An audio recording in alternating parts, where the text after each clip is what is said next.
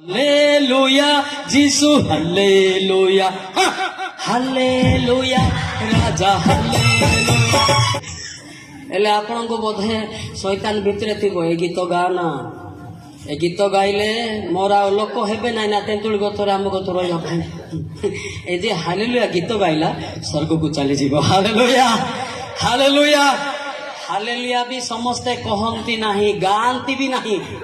ପ୍ରକାଶ 14:3 ଲେଖା ହେଇଛି ସମସ୍ତେ ଗାଇବେ ନାହିଁ ସେଟା। ନାଇଁ ନାଇଁ 2 କୋଟି ଲାଗି ବାଣ୍ଟିଲେ ବି ଗାଇବେ ନାହିଁ। ସେମାନେ ସିଂହାସନ ଚାରି ପ୍ରାଣୀ ଓ ପ୍ରାଚୀନ ମାନଙ୍କ ସମ୍ମୁଖରେ ଗୋଟିଏ ନୂତନ ଗୀତ ଗାନ କଲେ।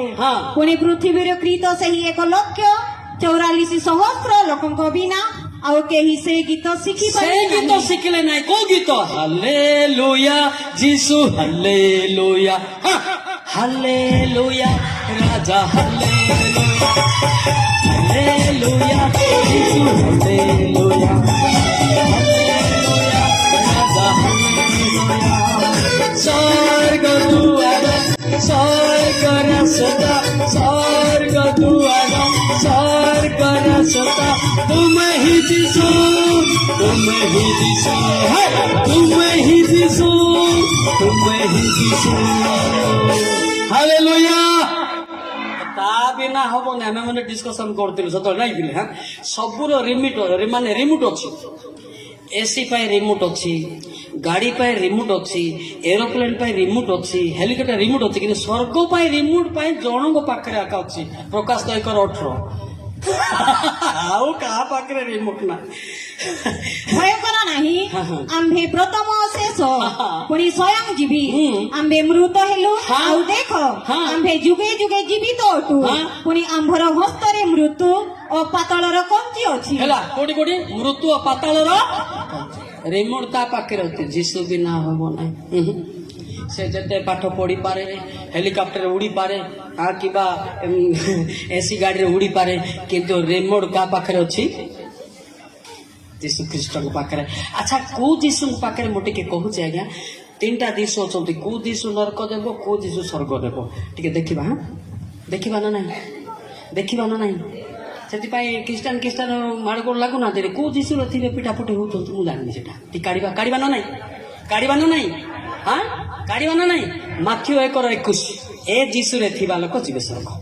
ମାଥ୍ୟୁ 1:21। ସେ ପୁତ୍ର ପ୍ରସବ କରିବେ ଆଉ ତୁମ୍ଭେ ତାହାଙ୍କ ନାମ ଯୀଶୁ ଦେବ, କାରଣ ସେ ଆପଣା ଲୋକଙ୍କୁ ସେମାନଙ୍କର ସମସ୍ତ ପାପରୁ ପରିତ୍ରାଣ କରିବେ। ପରିତ୍ରାଣ ବା ପାପ କ୍ଷମା ଦାତା ଯୀଶୁ, ତାର ନାମ ହଉଛି ନାଜାରିତ ଯୀଶୁ। କି ଯୀଶୁ? ଲେଖନ୍ତୁ ପିଲେ ଡାଇରେକ୍ଟ, ନାଜାରିତ ଯୀଶୁ। କି ଯୀଶୁ? ପ୍ରେରିତ 13:6 ଦେଖ ତ।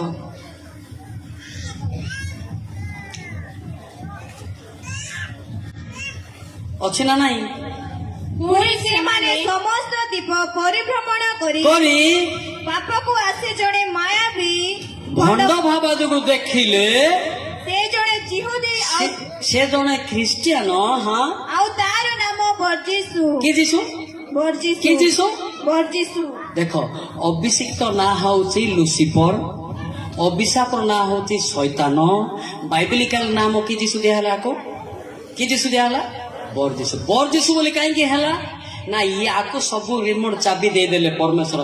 ତମେ ନହେଲେ ସ୍ୱର୍ଗରେ ଆଉ ପ୍ରଶଂସା ହେବ ନାହିଁ। ଏଥିରେ ଗର୍ବ ହେବାରୁ ତାକୁ ବର୍ଜିତ ବା ବାଦ ଦେଲେ। ଘୃଣା ଶବ୍ଦ ହଉଛି ବର୍ଜନ ବା ବର୍ଜିତ। କି ଯୀଶୁ ହେଲା? ବର୍ଜିସୁ। ଏ ଯୀଶୁ ନାଶ ଖାଇବ, ଗୁଡା ଖାଇବ, ପିଟାପୁଟି ହେବ, ସ୍ୱଳ୍ପ ପିଇବ, ହାଣ୍ଡିଆ ବସାରେ ଯିବ, ଆଖି ମରାମରି ହେବ, ଯୁବକ ଯୁବତୀ ମାନେ କଙ୍କଡା ଆଖି ଭଳିଆ ଅପର ଡିପର ହବ। କଣ ହେବ? ଅପର ଡିପର ଦେଖିଛ ନାହିଁ? କୋଉ ଯୀଶୁ ଏଟା? ବର୍ଜିସୁ। ଆଉ ଗୋଟେ ଯୀଶୁ, ସେ ଯୀଶୁରେ ଥିଲେ ପରିବର୍ତ୍ତନ ହେଇପାରନ୍ତି। କଲୋସ 4:11। ଆମେ କୋଉ ଯୀଶୁରେ ଅଛୁ କଣ ନ ଜାଣିକିରି ସ୍ୱର୍ଗ ଦିଆ ବୋଲି କେମିତି ହବ? ଚେକିଂ 3ଟା ଗେଟ୍ ଅଛି ଯେ। ପଢନ୍ତୁ। ଆଉ ଜୁଷ୍ଟ ନାମରେ ଖ୍ୟାତ ଯୀଶୁ ତୁମମାନଙ୍କୁ ନମସ୍କାର ଜଣାଉଅଛନ୍ତି। ସୁନତି ମାନଙ୍କ ମଧ୍ୟରୁ କେବଳ ଏମାନେ ଈଶ୍ୱରଙ୍କ ବାକ୍ୟ ନିମନ୍ତେ ବାକ୍ୟ ନିମନ୍ତେ ନାହିଁ, ରାଜ୍ୟ ନିମନ୍ତେ ମୋହର ସହକର୍ମୀ ଓ ମୋର ସାନ୍ତ୍ୱନାର କାରଣ ହେଇଛନ୍ତି। କି ଯୀଶୁ ଏଟା?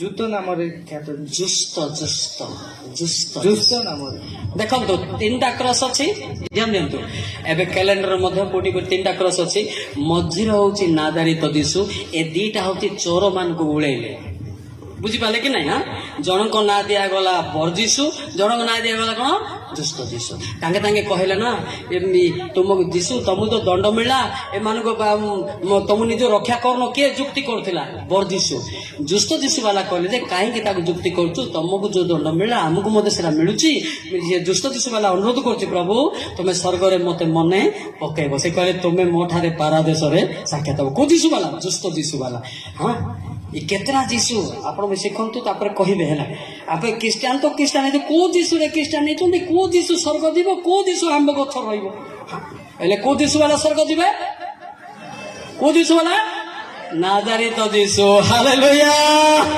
ହାଲେଲୁୟା କିନ୍ତୁ ନାଜାରିତ ଯୀଶୁଙ୍କୁ ନ ଚିହ୍ନିବା ଦ୍ୱାରା ଆମେ ତାର ବିହେଭ ଗାକ ପାଇପାରୁ ନାହିଁ ନାଜାରିତ ଯୀଶୁଙ୍କର ପ୍ରିନ୍ସିପଲ ହଉଛି ପ୍ରଥମେ ପବିତ୍ର ଲୁକ 1:49 ପଦ ଦେଖନ୍ତୁ ଦେଖନ୍ତୁ ଦେଖନ୍ତୁ ଦେଖନ୍ତୁ କାରଣ ଯେ ଶକ୍ତିମାନ ହଁ। ସେ ମୋ ପ୍ରତି ମହତ୍ କର୍ମ କରିଅଛନ୍ତି ହଁ। ତାହାଙ୍କର ନାମ ପବିତ୍ର ତାହାଙ୍କ ନାମ ପବିତ୍ର ଏଇଟା କୋଉ ଯୀଶୁ ନାଜାରିତ ଯୀଶୁର ହଉଛି ପ୍ରଥମେ ପବିତ୍ର କଣ ସେଟା ପବିତ୍ର ହେଲା ପବିତ୍ର ନଥିଲେ ସେ ବ୍ୟକ୍ତି ଭଲ କଥା କହିପାରିବନି ତାର କଥା ଭାଷା ଟିକେ ରେଗିଂ ଟାଇପର ଆସିବ ଡେରିଂରେ କଥା ହେବ ନମ୍ର ଜୀବନ ଆସିପାରିବ ନାହିଁ ସେଥିପାଇଁ ଏଭ୍ରି 12:14 ପଦ ବି ଦେଖନ୍ତୁ ଏମିତି ବଢିଆ ବଢିଆ ବିଷୟ ଲେଖା ହେଇଛି ଏଭ୍ରି 12:14 ପଦ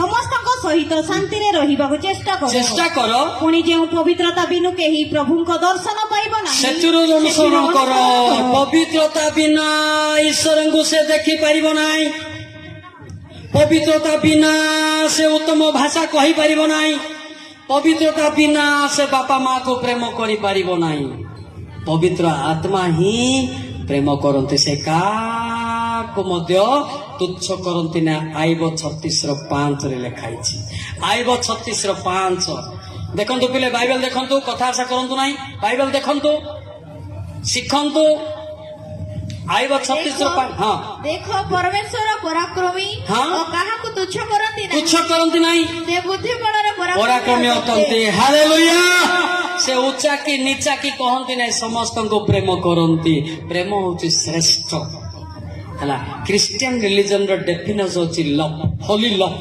ହାଲେଲୁୟା ହାଲେଲୁୟା ପ୍ରେମ ଯଦି ନାହିଁ କିଛି ନାହିଁ ସେଟା କୌଣସି କିଛି କାମ ଦେବ ନାହିଁ ବୁଝିପାରିଲ ନାହିଁ